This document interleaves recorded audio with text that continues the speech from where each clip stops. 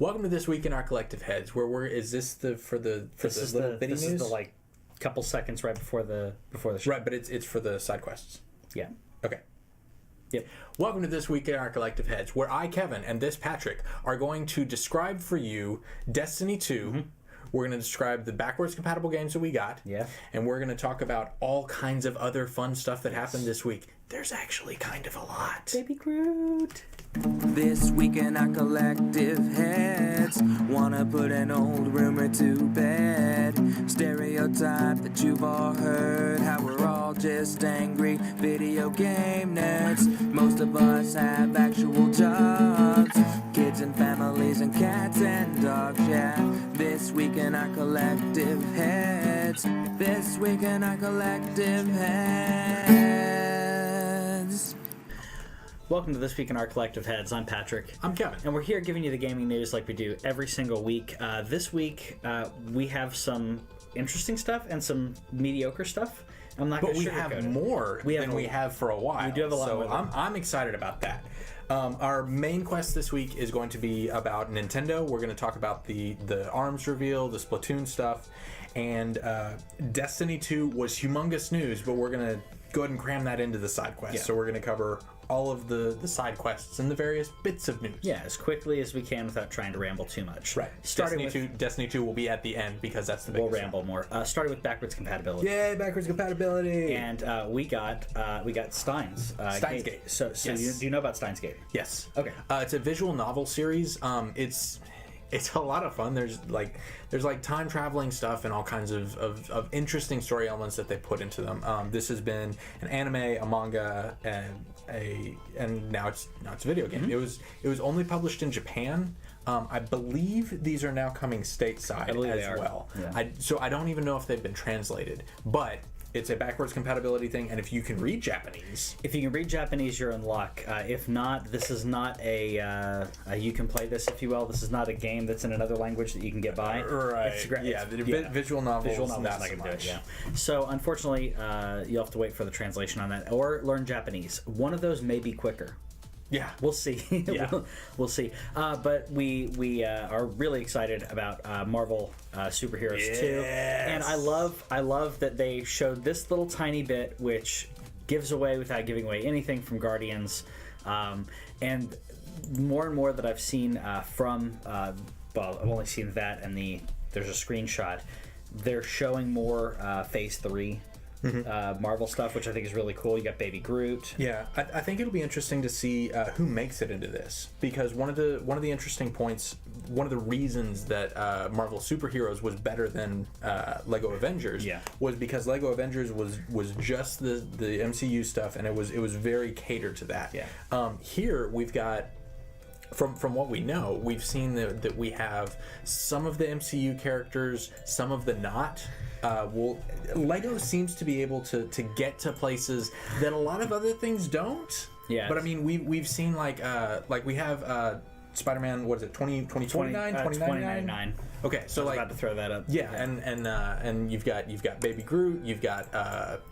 It looks very much like Benedict Cumberbatch's Doctor Strange. And so Baby Groot, Captain Marvel, which hasn't come out yet. Yep. Spider-Gwen. Yeah. So they're allowed. I'm glad they're doing this, because they're the contracts that Fox and Sony have are specific to the movies. Mm-hmm. So when it comes to video games, comics, that kind of thing. Except for the Disney parks, unfortunately. We're pissed off about that. But essentially, they can grab more of these characters. So. But in there's like the X-Men haven't been confirmed for Marvel vs. Capcom. Yeah. So it's not all video games that they can get into. Because Fox signed some deal about video games, so they're trying to deal with that. That's why Spider-Man's shown up in here. But arguably, they should be able to grab X-Men, but Fox is trying to. Yeah, and I mean, Lego's been able to do stuff like they were able to get Star Wars when nobody else was able to even acquire. Lucasfilms did Star Wars. I think Lego and then Lego's like, hey, we want to do Star Wars, and at that time it was still Lucas, under Lucas's control, and he's like, Legos, do it. And because everybody loves Legos, they've shown, and especially now, they have a track record of really fun games that sell well, that can adapt to pretty much any property. I mean, you had Harry Potter and all kinds of. I mean, Harry Potter probably was one of the worst, unfortunately, but they were able to adapt so much of the world to Lego, and I think that between Lego and Telltale, they've been able to adapt other people's properties very well. If the game may be buggy, but in the Lego side it's not, but it can be. It's not as bad. It's not as bad as Telltale, but like Lego games can be really picky about stuff. And so anyway, next up we have kind of an update on the Wrapped Rabbit Kickstarter. Originally it was 1.1 million to get it funded, and then they had like outrageous stretch goals, like I think it was like 5 million to get to the Switch or something, and like 4 million like to get to the Xbox, and it was like, okay, but you're not like, we want it, yes, but we don't need it that bad. We want it, and we've heard from multiple sources, multiple indie devs and AAA devs that the Switch, not regards to hardware capability, but in regards to being able to program for it, it is easier than the Xbox One and PS4, which means it's easier to program for than a PC. I mean, at that point, it shouldn't be that much of a stretch. Yeah, another $1 million to get it onto the Switch. So they've lowered those goals, and I think it's 1.5 million. Yeah. They've also seen the performance of their Kickstarter, which I feel like in a lot of ways, because of the failures, the spectacular failures of some games like Mighty Number 9, and how they had to split up. What was Double Fine's? Broken Age. Broken Age. They had to split up Broken Age into 2 parts. Like, the amount of money that it takes to make a game is tremendous. It is. It's really, really expensive. And so I don't know. There's a lot of questions regarding Kickstarter, but I don't even know if they're going to be able to make it to their basic 1.1. I don't know if they will. I'm hopeful that they will. I'm glad they tailored it back down to 1.5. Yeah. Because that's just outlandish for them to try to go for 5 at that point for stretch goals. Stretch goals should not be that astronomical. So glad about that. Next up we have Nex Machina, which is the next game from Housemarque, and I cannot wait for this. I'm excited. It looks like a more arcadey version of Alienation, which I enjoyed Alienation, except for the gear stuff was a bit too complicated for me.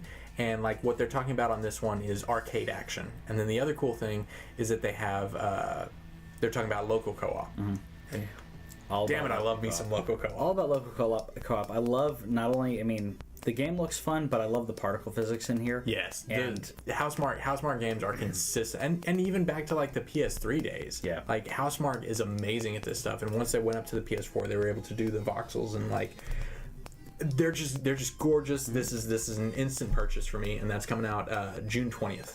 I'm excited about that. It's really awesome. What's out right now is Phantom Dust. Not the it's free. And it's free. Not the remake that they've been talking about, but the original Phantom Dust from Xbox, from the original Xbox, old OG Xbox. So go grab that because it's free. This is again one of those things that developers will do to throw an older property out for free.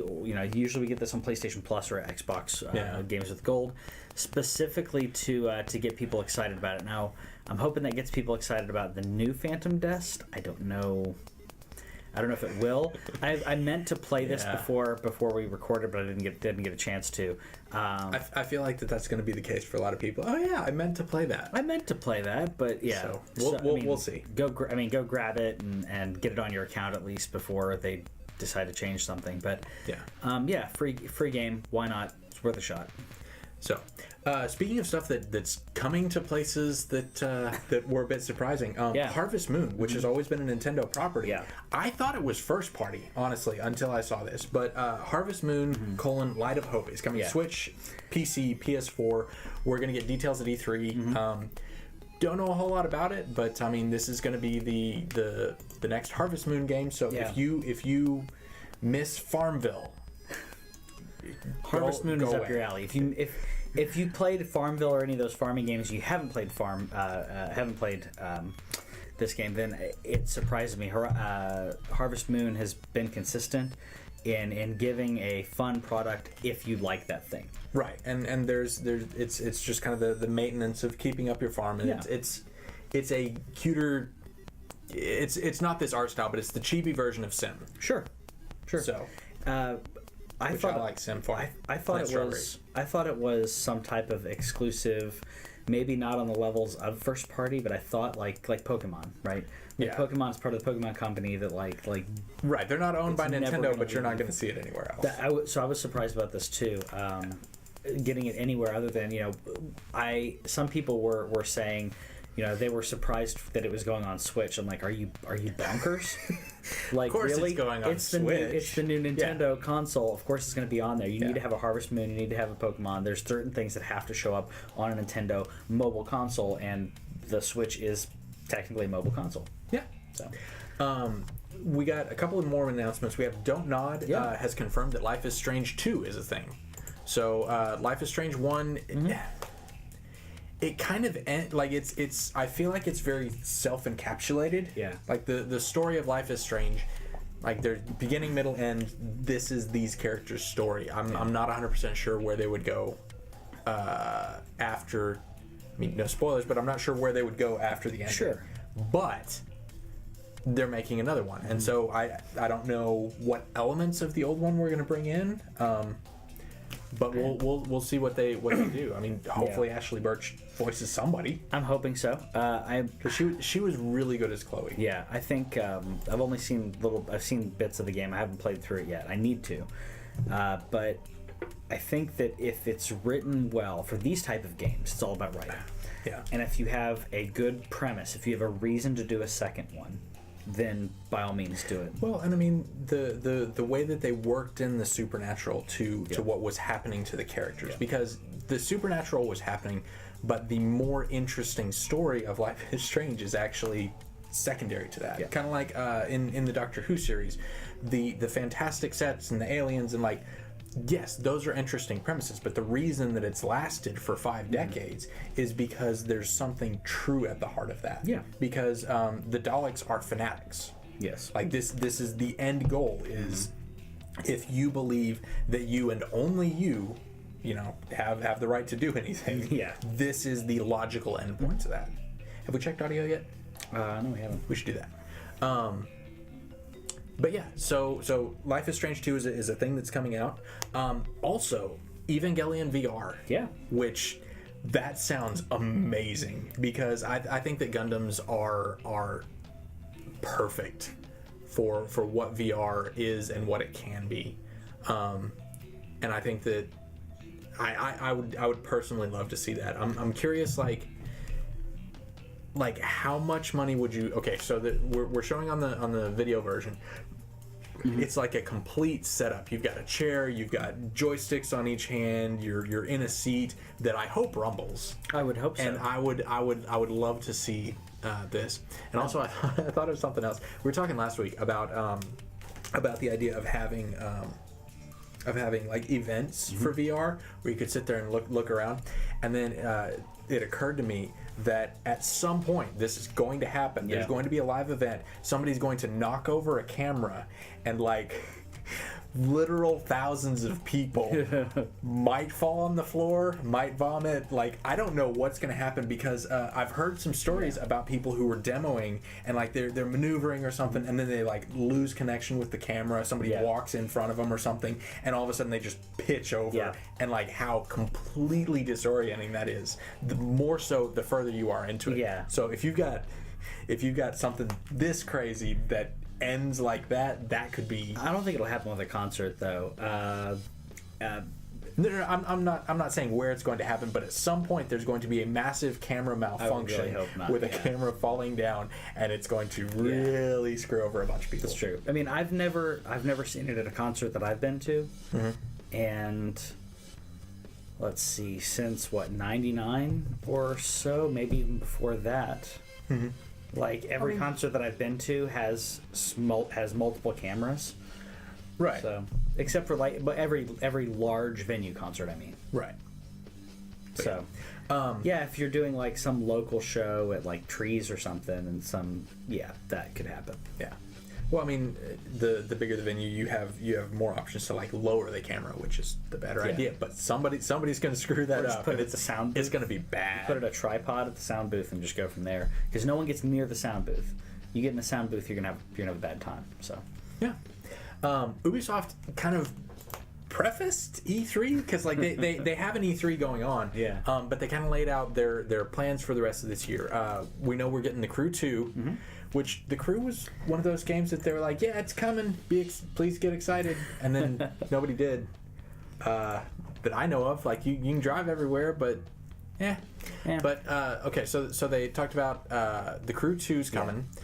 Assassin's Creed is in ancient Egypt, confirmed kind of the rumors that we've heard so far, and it's coming at the end of this year. Yeah. We have South Park gets a new release date of October, precisely 1 year and 1 month after the original release date, which I pre-ordered.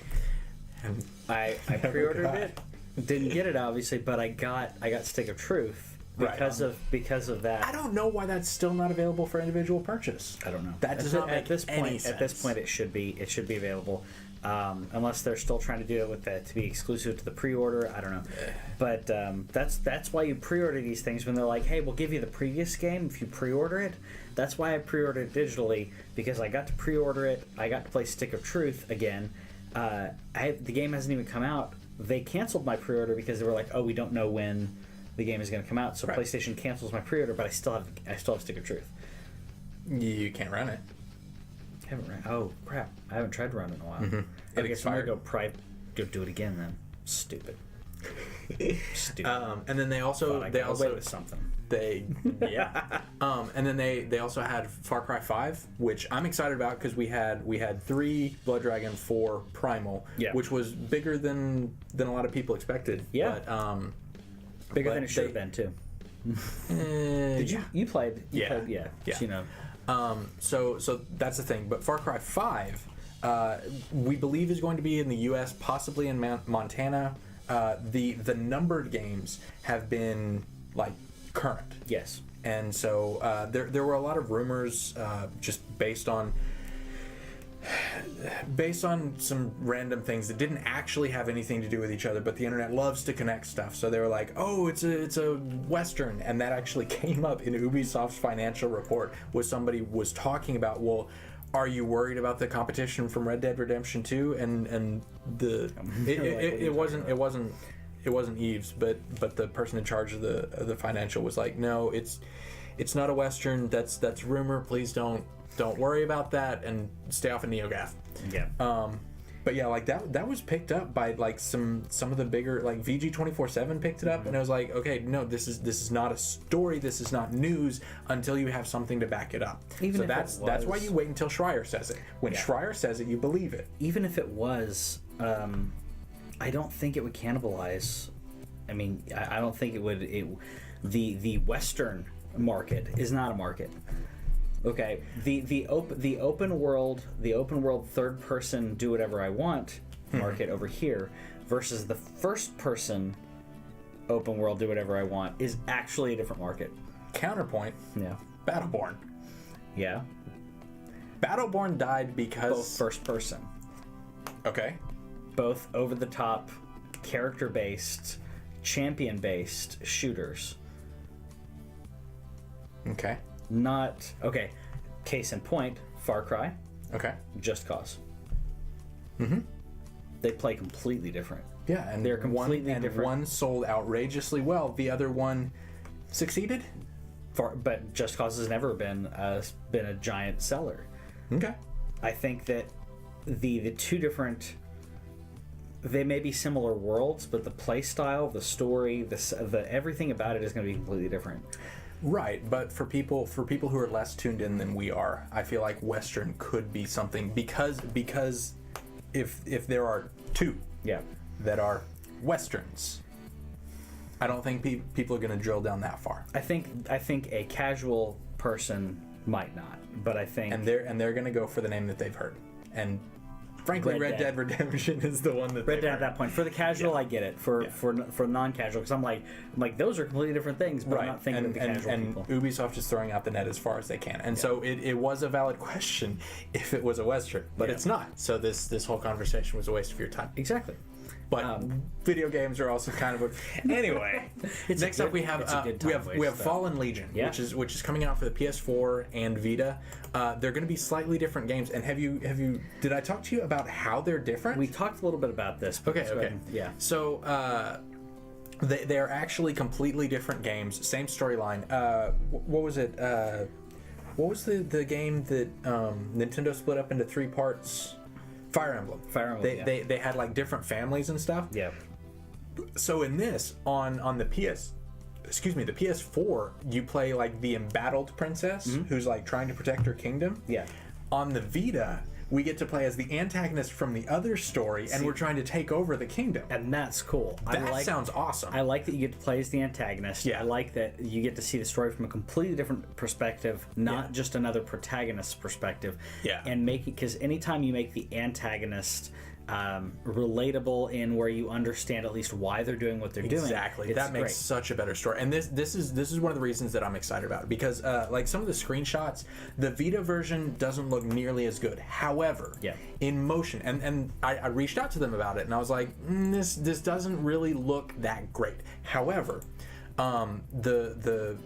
they actually leaked, and I retweeted this. They actually sent me a trailer of the Vita version, and in motion, it looks fine. Okay. The screenshots look kind of a bit chibi, but in motion, it looks fine. Okay. We reached out to them, and I'm hoping that they'll send us codes because we talked to them about that, and I'm really hopeful about this game. I'm really excited for them to be putting something on the Vita, and I'll probably buy it either way. But I would like for this to be a game that I can put forward, especially like the art style reminds me enough of Vanillaware, and I think that's kind of what they were going for. And Vanillaware stuff is just beautiful. And if they've done that and they've created a protagonist antagonist relationship like the one you were talking about, this could be the best Vita game of the year. It could be. So we'll see, but I will keep you up to date on that, and we'll let you know if we're going to be able to have a preview. Both games are coming out July 25th, so we've still got a little bit of time, and so I could not be able to talk about this in a week or two if they send me codes. So that's exciting. That would be nice. Yeah.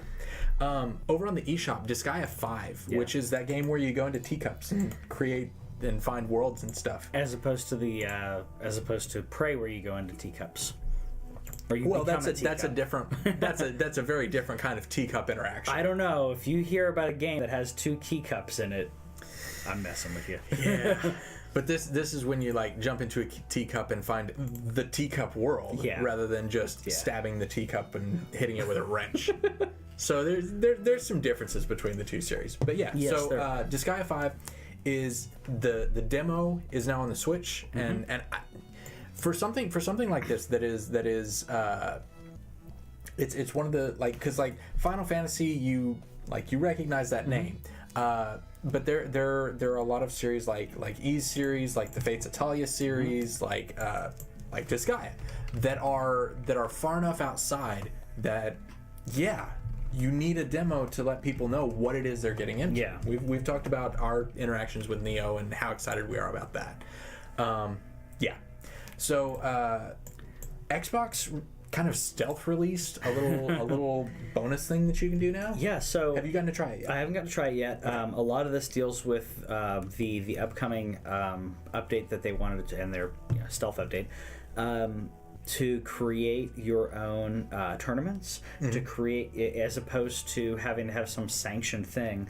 You can create a tournament, you can invite people into the tournament, but the cool thing that they didn't talk about until this is the party chat. So party chat's been a thing. And it used to be something that you would snap back and forth between, but you needed to kind of step out of the game to do it, and this is allowing you to do it a lot more naturally. To visually represent this, because party chat, like you said previously, you'd have to go back. You'd have to go into another screen. Now they're really trying not to have to snap anything. Right. Because that's, they've basically We taken, told you that before you launched. We took a lot of this. They took a lot of this functionality where they're like, oh, people don't really want to do that. So Party Chat now is a very discreet, subtle thing in the corner, which it should be. Yeah. Has a little speaker next to it, and so as soon as someone talks, the speaker starts to light up. Yeah. Very natural, and a very natural way for your brain to know who's talking and then learn people. Well, the visual cues remind me very much of whenever you're trying to do like a group thing on Skype. Yeah. Which makes sense because Skype is owned by Microsoft and integrated into the app, and so it makes sense that they would take a lot of the cues from that and kind of make it more universal. So if you're familiar with video chat on Skype or audio chat and how it has the different light ups and things, this will be something that's very familiar to you. Yeah. And frankly, it's intuitive enough that it works even if you're not familiar with it. Even if you're not, you're gonna get it, which I think is cool. If it helps when you get into a party with multiple people that you don't know, and you're in party chat with them, and you see like 3 or 4 names. Someone says something, you don't have to ask. If you know the person, you're gonna remember their voice. Right. But you're playing Overwatch or something, and you have 3 or 4 people playing with you. Yeah. It's nice to be able to immediately know who it was that burped into the microphone or whatever they're doing. Right, and just as a tip, if you're playing Overwatch and you're saying I need healing, tell me who you are. Yeah. Because I don't know that that's Junkrat that needs healing. Yeah. Unless you say Junkrat needs healing, or you say I need a healer. That one I know. Yeah. But I'm not going to be looking around trying to don't do that. Speaking of Overwatch, so 3 new arena maps are coming Tuesday as part of their anniversary celebration, which I can't believe that game's a year old. I can't believe it's a year old either. Yeah. So we've got 3 new arena maps in Eichenwald, Temple of Anubis, and Dorado. We also have next weekend, the 26th to the 29th, they're going to do another free weekend, so do that. Yep. And so they say that these are arena maps. Yeah. So I think that it will be very much like the 1v1, 3v3 ice world map thingies that we have. Which I think will work. Right, which are very well. compact, very tightly wound. Yeah. And so those are not necessarily my favorite scenarios to play, but I like it. I enjoy watching I like watching those matches. You prefer the objective maps? Yeah, very much. I do too. I like but also for the 1 year anniversary, they're also going to come out with a Game of the Year edition, which don't bother because there's not enough in here to justify it, in my opinion. Yeah, the Game of the Year edition is just some loot that you would have gotten otherwise. Yep. And play for like a week. Yeah, you'll get that. Yeah, and it's a couple of skins. So I can appreciate the Game of the Year edition is a highlighted thing, but I mean they're rolling out free DLC. We all get access to the DLC. That doesn't actually give us anything. It doesn't. So, but you know who keeps giving us stuff? Netflix. They do. Yeah, they do. Master of None Season 2. You should watch it. Also, they're going to give us some Witcher. Oh, right. That news. The news that we're actually talking about. The news that we're talking about. So, there have been talks about Witcher becoming a TV series or a movie for quite a while, and Netflix is where they're going to partner with that. The writer of the Witcher novels is going to be involved in this. Right. Very happy about that. The interesting bit, and I forgot to put that in my notes, but the interesting bit is that the studio who made this cinematic you're watching right now, if you're watching the video, and a lot of the other cinematics, that is the studio that is that has started to work on this, and may not be the only studio, and the director. Yeah, and the director. So, a lot of people are wondering, is this going to be CGI? Are we getting a Witcher? Have we reached that point? Yeah, have we reached that point? Which, well, if you look at the visuals on this, I think that it's good enough to hold up. Absolutely, and I mean, Netflix has been giving us. I mean, they gave us anime with Knights of Sidonia. Yeah. There's been a couple of other ones. That's the only one that's really worth watching. Yeah. But like, they've given us some cartoon stuff with like the Voltron thing, and CGI has gotten cheap enough that I feel like that they could do that they have. And I mean, Netflix has the money because everyone on the planet sends them $10 a month, which Yeah. The other interesting thing about this is you were talking about how this is going to be made with the creator of the novels. Yeah. So it was a series of right, and the story is going to follow that too. So I think it'll be really fun. And I've owned The Witcher 3 for a long time. Yeah. It's just one of those that I've played a little bit of. And never got around to like really getting invested in it. But if I play a series, or if I watch a series and get invested in the world and the characters, and I understand more of the lore that I'm looking at, that I'm experiencing, this could be something that moves me into that space and be ready to play the game. And if so, awesome, because the lore, the characters, the world looks phenomenal. I'm all for it. My worry is there are people who, and I would venture to say the majority of people, who if they see, oh, this is a new series on Netflix and it's animated, that there is a good amount of people who will go, not interested. I think that there's enough people in the gaming community, especially the hardcore gamers, the Witcher fans, who will be okay with this. But if you're trying to appeal to a wider audience, like the wider net you were talking about, I think that if you want to do that, I think it should be live action. I can appreciate that, but at the same time, the molding of CG with live action is something that I think could actually be more difficult for them to get right than it would be for them to get a CG part right. CG, yeah. The other thing is that it's Netflix. Yeah. Like they're like HBO. They don't care who watched vinyl. They don't care that nobody watched vinyl. They now get to put on there, we made a series with whoever was involved in that. I don't even remember, but it was a big name. They're coming out with new series like every other week. Yeah, and it's awesome. And some of them are for me, some are not. And Kimmy Schmidt's out. Kimmy Schmidt's awesome. And I think I'm the only person who watches BoJack Horseman, and they keep making seasons for me. Yeah, I mean that's cool. BoJack Horseman's a thing. I was at GameStop yesterday, and they have BoJack Horseman toys. That is I thought that was awesome. really cool. I didn't realize that, but I don't know. I feel like if they want to go wider net, I think this is a series that would do so well. I mean, I'm not putting it up there with with the Wheel of Time series or anything, but if you want to really legitimize this product, if you really want to legitimize that IP, I think it would really help. The major difference, and okay, the last bit is Destiny. So if you've watched this far and you don't care about this and you don't care about Destiny, then you turn us off now. But we're going to go a little bit deeper into these two topics. Okay, so the thing about this and the major difference is whenever you do Wheel of Time, you have to do the Wheel of Time story. Yeah. When you're doing the Gunslinger, you need to do the Gunslinger story. With this, you can do the world. Yeah. You don't have to do one of these stories. Like with a Star Wars game, you don't have to do a story from But the Witcher's all what's his name? Geralt, whatever. Yeah, it's all him. So you're doing one of his stories. Why not do all? I mean, right, but he's also been going for however many hundreds of years. So you don't have to follow a story that is already canon.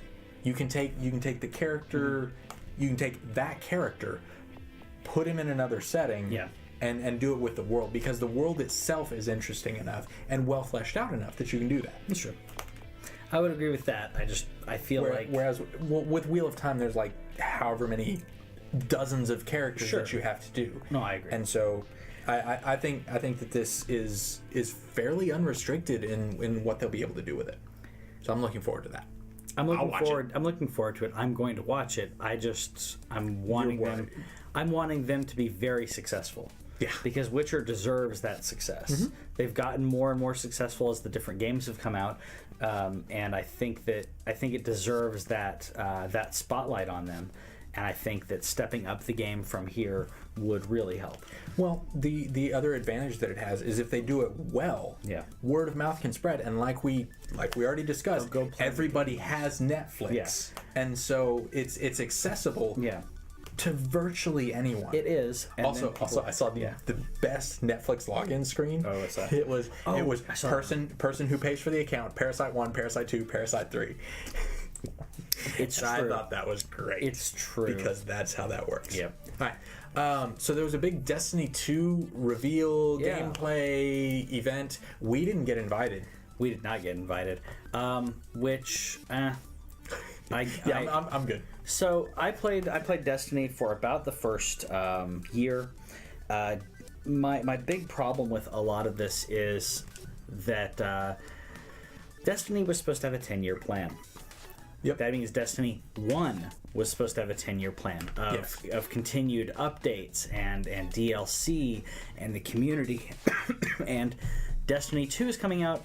There's a lot of I don't think that it's going to be bad. I just have some animosity towards it, because I guess if you're a hardcore Destiny player, then you're okay, but all your gear's gone, which I guess is similar in MMOs. When you get to the next expansion, all your gear's crap anyways, so might as well update.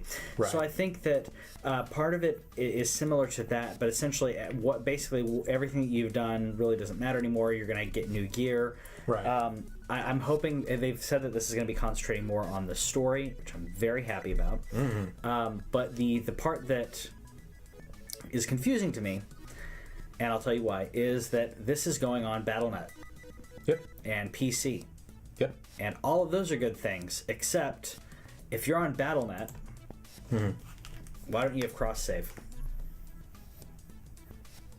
If I'm playing on my PS4 and I want to play on my PC, why can't I cross-save? It's on Battle.net. We don't know that you can't. They said that you can't.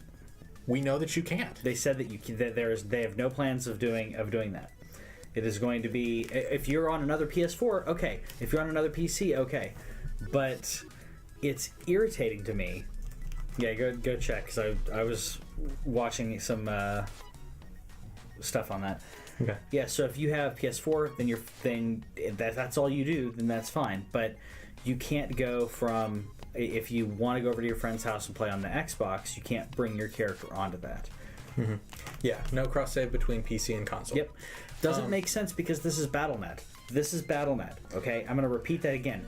This is Battle.net. They're keeping for the past, 20 years, Blizzard has been, Diablo 2 onward, they're like, you're playing an MMO, you're playing an online game, it's saved on our servers. You can, whenever you log into your account, you grab it. That's all you do. Diablo 2, this is Diablo 1, and the reason they did this is because people would hack. Diablo 1, your character was on your PC. Diablo 2 onward, if you're playing any Blizzard online games, StarCraft doesn't really count because it's procedural or whatever. Not procedural, but it's you're starting from scratch every time. But Diablo 2, your character is on their system. Diablo 3, it's on their system. Now Diablo 3, I bet. Diablo 3, I bet you're looking to see if it's compatible on there, and that's bullshit. Okay, but your point was that they've created and they've allowed this in so many other iterations for the past 20 years. Right. But Diablo 3 is the big one that came to console. If you start a game on Overwatch, you go back and forth. Diablo 3 wasn't different. planned for console. Diablo 3 was planned for PC, and then they were like, "Oh yeah, we should probably put this on some consoles." Okay, Overwatch came out on both at the same time. Right. And they didn't have cross save, so they had cross save on. No. This is all bullshit. So what I'm saying, the technology. What I'm saying is that you should have been mad a lot before now. I'm mad a lot throughout. You're retroactively upset. Yes. Okay. So while he deals with that, now I'm gonna tell you. Process. Yes. Process your feelings. I'm gonna run through kind of the news, the actual news that we got. Clans have been integrated into the actual game itself. Like you get to have like clan tags and stuff like that. Whereas before, clans, the way that they described clans was, I believe they said something about like it's like a second friends list or something, which it's your guild chat kind of. Okay, thing. Right, but it wasn't integrated into the game. Correct. And so I don't know how that wasn't a thing. And then guided games for the clan list, which means that you can be connected to a clan without actually having to join it, which I think is cool.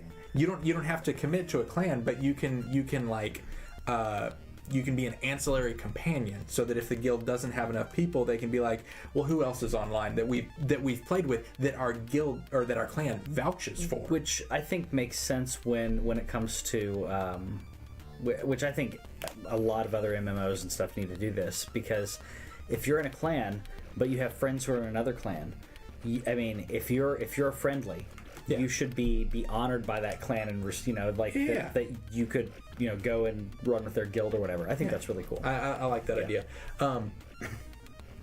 So, and it also allows people, because I don't like playing with people, but in Destiny I would need to, and like the thing is that with Destiny, if everybody's not pulling their weight, you are screwed.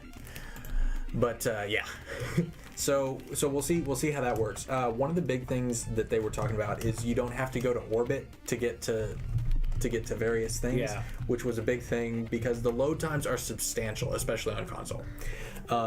So they said that the worlds themselves will be much larger. There will be a lot more room to explore and find what's down here, which I think will be cool. They didn't get to see that at the live demo or whatever, but I think that would have been like, because they had to take time away from making the game to create this demo. So that would be problematic if you were giving us half of a world. But that sounds sounds very interesting to me. The PvP has updated to a 4v4 match. Before there were only 3v3 matches. Launches on Battle.net, like we said. There's going to be a beta later this year. You can get early access with a pre-order. The game is coming out September 8th for console. We don't have a release date for PC yet. My guess is that it'll come out a few months later when they decide to fix the bugs. Well, I mean, they've decided to fix the bugs, but when they decide they're going to work on the bugs. Yeah. And so some of the more gameplay things, which I didn't understand this nearly as much, so maybe you can help me out with this. So before they had like a primary, secondary weapon. And now they have a kinetic weapon, which is like bullets, energy weapon, and a power weapon slots. And so it gives you a lot more versatility. And before you would want to be like, well, I want an environmental weapon on my primary. And that was like the holy grail of stuff. But this allows you to have a lot more variety with your build. But there are penalties for switching. So you want to kind of stick with your main weapon, and then you enter a new battle, and then you switch to power weapons. Also, grenade launchers. I want grenade more of a thing. I could do that because I can lob grenades. Junkrat is actually one of my higher accuracy characters. Oh, really? With the grenades? Yeah, so there was I think, and correct me if I'm wrong in the comments, but I'm pretty sure there's only one in the original Destiny, maybe two now because I haven't played in a while. It was like a very special item to get it. It wasn't like a normal thing. Right, and now it's more of a mainstream. Yeah, because there were like rocket launcher kind of esque things, but not grenade launchers. So I think overall there's a lot of positivity in this. I have reservations. Oh yeah. And a lot of them being, if you had a 10-year plan, why am I paying for a Destiny 2? I can pretty easily lay you out for that with a link. Okay, so maybe a year and a half ago, Jason Schreier did like a long form 10-page thing about all of the issues that they have with the engine that they were using for Destiny 1. And whenever, I mean, they would, most of the time we've reached a point now where game development happens pretty much 24 hours a day. Because Destiny was made in an engine that had a lot of counterbalancing systems that was necessary to make a game that looked that good on older console generations. They had to actually set it up and re-render the whole thing every single time. So their studio shut down at night. Nobody's studio shuts down at night. Yeah, most of them. Yeah. And like one of the beautiful things about working in games is that you can like kind of make your own schedule. But everybody had to be on days, everybody had to be working this schedule, and they're like, have you not finished your work for today, or are you in the middle of the project? Well, you better shut it down. And so the development cycle was really difficult for them to get everything in. So they're switching over to a new engine that is much more moldable, much quicker to update. Yeah. And they don't have to do that anymore. Sure. And they're no longer hampered by having to work with an engine that needed to work on old consoles. Yeah. That's also part of the reason that they can move it to PC now. Which I'm all about. Yeah. Sounds great. Yeah. So the last 2 DLCs were $30 and $40 respectively. Okay. Why not just give me another $40 DLC instead, and make this the DLC instead? Instead of spending $60, give me it for $40. Because you can't have spent one $150 on this game so far. right. And now you're going to scrap all of that. We're going to do Destiny 2. None of the stuff that you did matters anymore. Right. When they could have brought it all over. They're choosing not to because they want an extra $20. I really don't think that that's the issue, because I think it's more about being able to let go of some of the mistakes and be able to move on with a fresh start. Sure. For Destiny 2, not only for the players but for the devs as well. Yeah, I agree. Because that's why World of Warcraft did that. World of Warcraft switched engines twice, right. but they kept going. Yeah, but you can't do that nearly as easily on console. Like you could keep your gear and stuff, but they're also trying to get in, because how many times have you heard, oh yeah, Destiny was terrible at the beginning, but now it's better. Yeah. I mean that's like any MMO. right. But I feel like the initial Destiny launch was toxic enough that it kept people away, and being able to say Destiny 2, everybody gets to start on a somewhat level playing field. And I think that was necessary, because the Destiny community is hardcore. They're committed. They have spreadsheets everywhere. Yeah. I don't want to do spreadsheets. I don't want to either. So how long do you think it'd be before the Division 2 gets to be a thing? Talking about bad taste in someone's mouth. Yeah. I don't think we'll get one. I don't think so either. No. I just thought I'd throw it out there. Yeah. Anyways, that's the news for this week. If you're watching on YouTube, check out the main quest later on, and you'll hear us talk about Nintendo, what we think of Nintendo and ARMS and the Switch's its current state. And let us know We in the may comments. or may not talk about legs. Maybe. You'll have to watch the video to Let find us know out. in the comments what you think about Destiny 2 and all that other stuff. We'll see you guys later.